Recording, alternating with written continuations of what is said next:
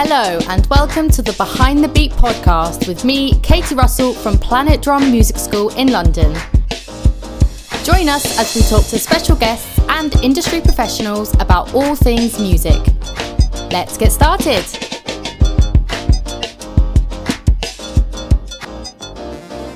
Hello and welcome to the Behind the Beat podcast with me, Katie Russell from the Planet Drum Music School in London. Today we have a very exciting guest with us on. We've got Rod Youngs, and I'm going to just let him take it away, really.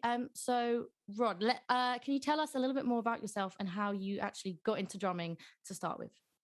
Big question. Yeah, well, I'm originally from Washington, D.C., and my dad was quite instrumental in my introduction to music and entrance into music, as he was a manager for a few different groups in Washington, R&B groups in Washington. And so, I was around musicians all the time, and he would sometimes take me to sessions and take me to gigs. That's so cool. And that's how, that was my first introduction. And that's how, I fell in love with the art of music, Fast forward. Yeah, go on. Did he play an instrument himself, or was he more just like managing sort of? No, he never played an instrument. He wanted to play drums, he told me. He wanted, he always wanted to be a drummer. So I guess he just let me, he passed that on. Off to you, yeah. Yeah, exactly, pawned it off to me, Yeah, so no, but he never played an instrument. He just was a manager, for different bands, which were quite, which they did quite well back then, 60s, 70s. Yeah. So so subsequent to that, I eventually got, he eventually bought me a drum kit in my early teens, and I began to take lessons through this program called the DC Youth Orchestra program. So I played a lot of orchestral music to start with, and but of course I always loved R&B music. The music that he was, so the musicians he was working with, and the music that I was surrounded with, that I was exposed to, which was mostly R&B, and a bit of rock and roll and stuff like that. So I eventually started taking lessons and started practicing like day and night. Fortunately, I had a place where I could practice. My house had a basement, and and both my parents would encourage me to practice, which I was, very fortunate to have. Yeah, that sort of environment, where they could he didn't still just send me just to practice, so yeah. Yeah, that's really good. I think with drums, a lot of people are like, no, don't practice, it's too loud. So it's amazing. Absolutely. Then you got to consider exactly. And then I had really tolerant neighbors as well. So, that's a factor. It's like the noise thing is, becomes. How old were you when you started? I was 12. Right. When I started, 12, 13 when I started. But I always wanted to play. When I joined the youth orchestra for the first year, I couldn't take lessons because all the spots were taken. So I started on French horn, actually. Oh, really? I started on French horn. So I played French horn for about a year and a half, and then once some spaces were available in the drum classes, I switched to drums. Yeah. Oh, okay. And then, do you remember how you like your first sort of gigs that you got, or how you got into playing with other people? Was that through the orchestra? No, funny enough, my dad was a DJ as well. Oh, he was a very popular DJ. So I was really lucky, not only did I was around musicians, but my dad was a DJ, and we had thousands of albums. We had thousands of records at my house. Record companies would, because he was a popular DJ, record companies would send him promo copies of albums. So a lot of those albums he didn't use. I mean, a lot of those albums were jazz albums, and he didn't use. So I inherited those albums. And getting back to the gigging thing, I would sometimes work with my dad on some of his gigs, DJ gigs. So I would accompany the records as he's DJing. I would accompany the records, and that's how I learned this. That's how I learned to a lot of the tunes and a lot of the grooves just from working with my dad on his gigs, on his DJ gigs. So it'd be him as a DJ with decks and me playing along with the records. Yeah. And then, he would stop and then there would be a drum break. And then, so it was quite interesting. Yeah, it was very cool, quite interesting. So that was like my first sort of play experience. Yeah. That sounds really cool. And then you got into jazz, playing jazz with bands? Yeah, I didn't get it. Yeah, I got into jazz like during my high school years, through my dad's records, actually, that he didn't use. So it was like I found like Lee Rittenhauer, Captain Fingers. I mean, that was one record with Harvey Mason. There's another record that I used to practice all the time. What was it?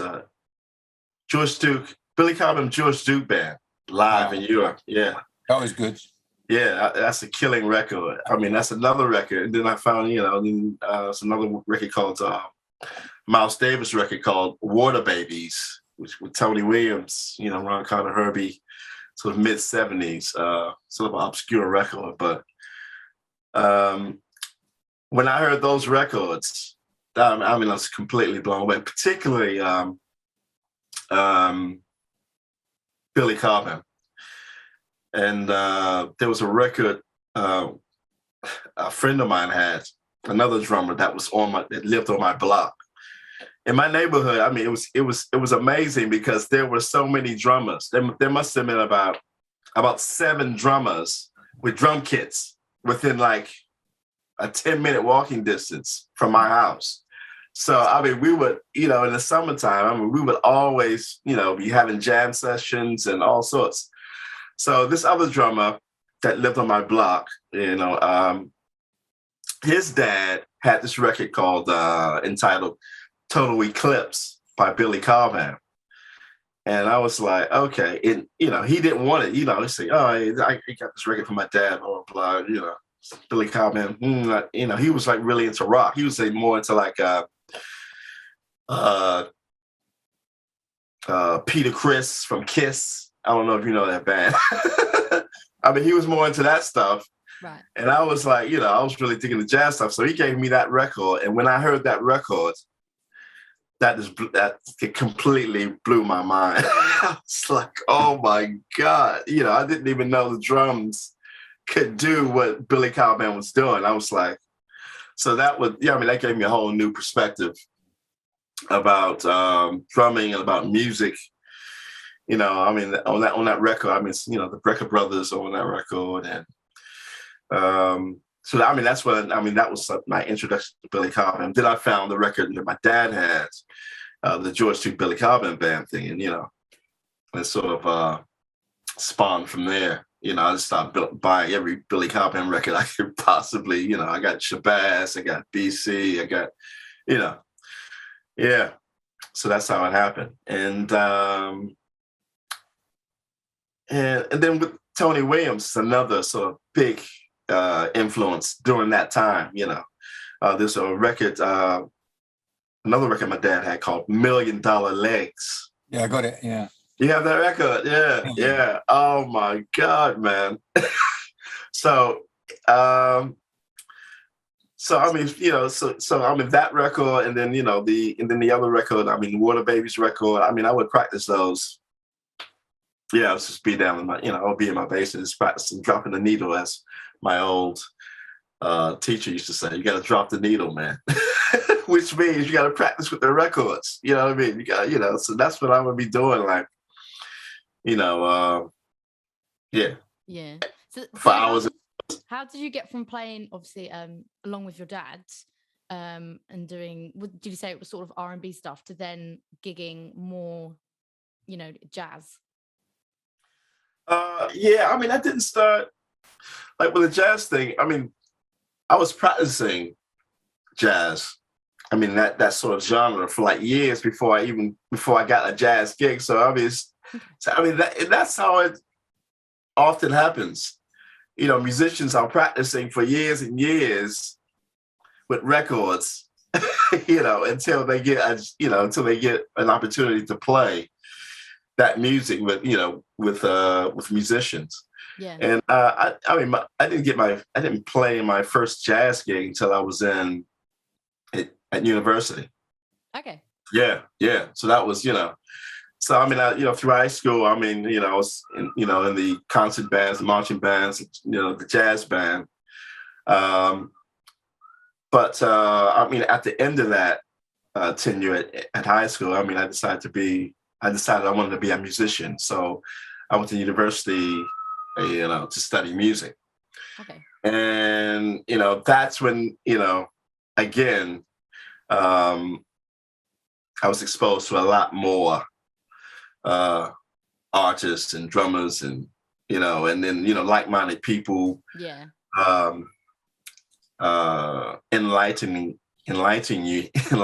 you about other artists, you know what I mean? So, but yeah, I didn't do my first jazz gig until I was like a sophomore. So I must have been 19, maybe 19. Yeah, I was 19. Yeah. How did it go? No, it went well. No, it went well. Oh no, I got called back, so yeah, it went okay. Must have been all right, yeah. Yeah, exactly. I got called back, yeah. But yeah. So you played in Washington for a while, and how long did you stay there until you moved to the UK? Well, yeah, I moved to the UK in '97. But I mean, after maybe before I completed university, I started working a lot in town, and I got a few gigs. I toured with Les McCann for a little bit, right. And I did sort of a summer with this singer, this R&B singer named Angela Bofield. And that was like my first big, quote unquote, big tour. Mm-hmm. And then I started working with Gil Scott-Heron. All right, great. That was around, I guess, 1988. I started working with Gil Scott-Heron full time. Wow. So, and that was pretty intense. I was pretty relentless for about 5 years. How was that gig? So no, it was lots of highs and lots of lows. So yeah, no, it was great. That was great. I mean, overall, it was great. It was a great learning experience. I got to, see, the world and, play some amazing venues, play with some, some amazing artists, and meet some amazing people, and establish some great friendships. Not only with people all over the U.S. and abroad. So yeah, it's a great experience. I mean, I played with him from '88 to 2000, off and on. So I mean, that was quite a long with him. Yeah. When did he die? To 2001, I want to say.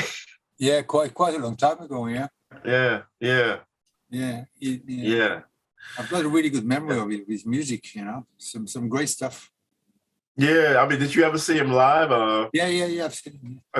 Okay, yeah. You might have been on drums. I don't know. I don't remember. Yeah. It was probably me because I mean, it's not, I'm not very memorable. Yeah. No, yeah. So, yeah, 97. But I mean, the thing is, I want to say that, I mean, from touring with Gil in Europe, I mean, that's where I met my wife in 1990. I mean, she's a Londoner. And that's how I came to move here. I mean, that's how I eventually ended up here because I met her in 1990. And then, we had a long distance relationship for like 5 years, for like 92. I mean, we were friends for a while, then, that sort of developed. So yeah, we had a long distance relationship for 5 years. And then I moved over, we got married in 97. That's when I moved over and met some amazing musicians here, So, yeah. Long time, isn't it? Yeah, that's, yeah, absolutely, man. I didn't think I would be here initially it was like, oh, yes, it's going to be, I'll move over for a few years. And then we'll go somewhere. Exactly. Yeah. So how is the gigging now? How is he going? Is he going back to? Well, it was, after things opened up, I guess like last September, I mean, it was like really, really busy. It was incredibly, it was incredibly busy. And now, but when this December hit with the Omicron thing, yeah, I mean, things again began to get canceled and postponed, and I see. So, but things are opening up now. I mean, things are opening up now, just slowly but surely. Things are opening up, and yeah. I'm optimistic. I'm optimistic about the future. Definitely. Yeah. Yeah. Hopefully things don't stay postponed and that for too long. Yeah, It's been exactly. too long, really, hasn't it? So I mean, things have been rescheduled, so hopefully they, these rescheduled dates happen. Yes. Don't have any more mishaps. So yeah. So this might be a bit of a big question, but is there a gig, like something that's been your favorite gig or one that has stood out for a particular reason? Obviously you've probably got loads that stick out for you, but what would be one of your favorite gigs that you've played? I would say that would be Woodstock 94 with Gil Scott-Heron. Yeah, that was an amazing. Yeah, that was an amazing gig. Was an amazing gig. Not only because of the stature of that gig and the prestige of it, but just the way the gig happened. You know what I mean? That's what was incredible about it as well. The whole journey there, because it was sort of it's almost like a last minute thing. Gil was just like, yeah, they want us to do Woodstock, and 2 days from now, can you do it? Oh, no. Like, what? Woodstock? I was like, yes. Yeah. So, I mean, so we had to pull a band together, like really sort of quickly. Last minute. And the only people available was the guitarist and the bassist and the percussionist. I mean, usually he has like a 6-piece band, whatever, but this time, it's just the rhythm section that was available, So, yeah. So, yeah, we rushed up to New York the day before, and he was staying at the Chelsea Hotel in New York at the time. And I don't know if you know any. I don't know if you're familiar with the Chelsea Hotel, but that's sort of a hotel where, I mean, it's historically known for its very famous artist residents that live there. I mean, it's, just Google it, Chelsea Hotel, and you can see all the people who have stayed there. It's crazy.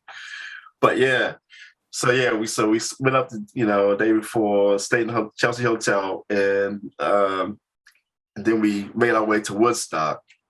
So we're driving to Woodstock, and we get to the hotel. I mean, this is like, we get there just in time to get to the stage to do the hit, right? So we get there, we drop our stuff off at the hotel. We got to leave like straight away. So we're driving, to the stage, and it's like traffic is backed up for like miles. I mean, it's like how are we going to get into, So you're like, you know what? You may have to take a helicopter with. We may have to fly you guys in on a helicopter. We were like, oh hell, really? But anyway, they managed to do this back route, and we got to the stage, and it was, it had been raining, had been raining, and the stage was, it was like one of these revolving stages. So the way they did it was, they have, it's like an all day event, whatever. So to keep the continuity, to keep it flowing, we had the stage would have like a round platform in the middle of it. So they had one band spin it. Yeah, exactly. Had one band facing that way, then a part, like a big partition, then the other band facing that way. So when they want to switch sets, they just rotate the stage. Oh my God. They basically rotate the stage. So it was incredible, So I had never seen I had never seen a setup that elaborate, and then the sound on stage. I mean, they had like 40, I think it was a 48 track SSL for the monitors. I mean, so all the monitors were like completely automated, and then so we got there. We had I had to set up, and they had I was crew helping me, blah blah blah. We set up. And we started to do the gig, and I was thinking, when you do these festivals, you have to do these quick set. They're not even sound checks; they're more or less like line checks. You're just checking if everything's just working. It's like it's working. Just, all the mics are working. But when we started playing, the sound, the monitor wedge sounded like a CD. I mean, it sounded so good. I was like, playing and it's just in shock at the same time as to how in the hell did they get all the get the balance right, I mean, everything was just perfect, and so we're doing the gig, and it's, I think it's like 11 o'clock in the morning, but people are just waking up. Oh God. See, I mean, but it was like 100,000 people out there. I mean, you can just 11 in the morning, are they not? Yeah, because people are just sleeping out there, so you're just getting up. It's tense, it's like Glastonbury. Yeah. But like 10 times bigger than that. It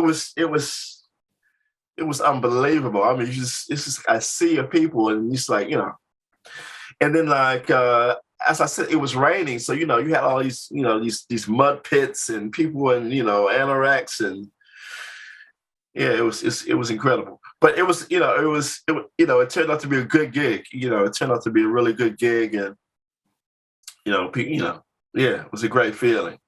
Yeah. I got to meet Peter Gabriel and a bunch of different people. I think matter of fact, Peter Gabriel flew in on a helicopter. He was like, yeah, exactly. I guess you get stuck in the traffic jam as well.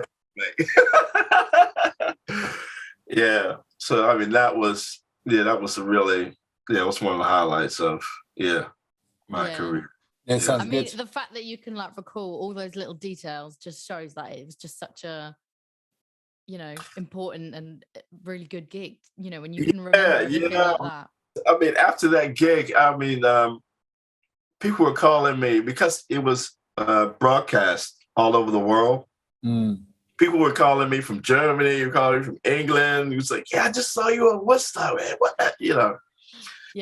that was pretty, it was, yeah, it was great. It was, really thrilling to do that, and um, like I say, I mean, it's a real historic gig, I mean, from the first, I mean, because you hear about Woodstock, you think, 69, the first Woodstock, but to be a part of that legacy, yeah, is really fantastic. Yeah, amazing. Yeah. Can I just ask you a question about playing the drums? Sure. Drumming? I might know a little bit about that. Yeah. Something that I could possibly, I might. Just Katie wrote a few questions. I just want to ask for her.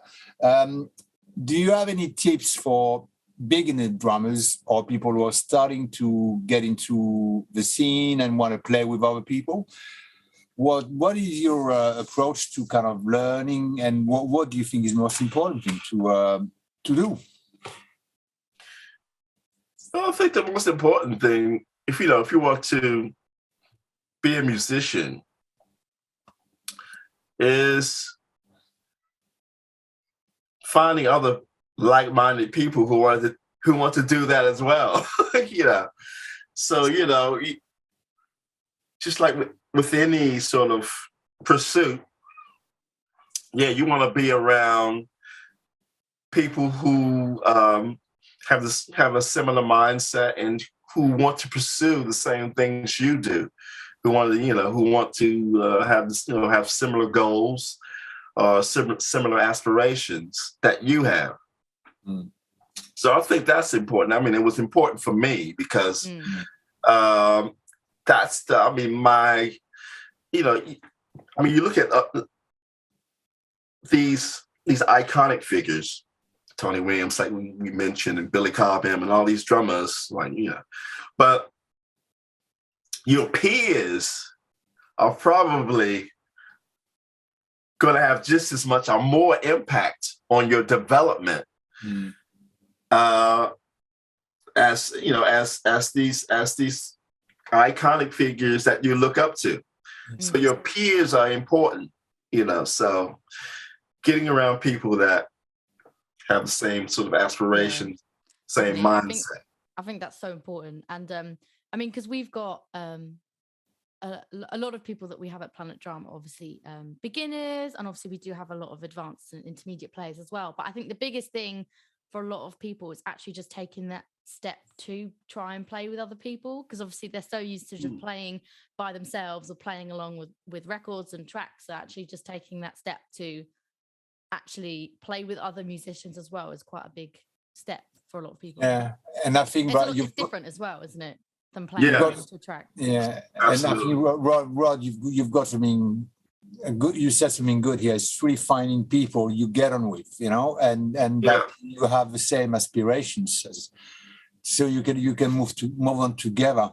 This is so important. Yeah, absolutely, man. Because like I said, I mean, before I even played with other bass players or bass players or guitarists, some of that, I used to play with drummers, just other drummers. We used to get together and just jam and just work on things. You know what I mean? Just and that was really, really helpful. And it's interesting. I am still in contact with those. Wow! Oh, really? With those drummers that I used to jam with, in high school, like when we were 14 and 15. And a couple of them are professional musicians as well. I was going to say, are they still drumming? Yeah. I mean, one was he played with the U.S. Navy band for I guess 25 years. He just retired, but I mean, he's still playing. He's doing sessions in L.A. and he's doing all sorts of stuff. And then another one, he lives in Arizona. He works for a sort of recording company. He does sessions, and so I mean, they're both professional musicians. Yeah.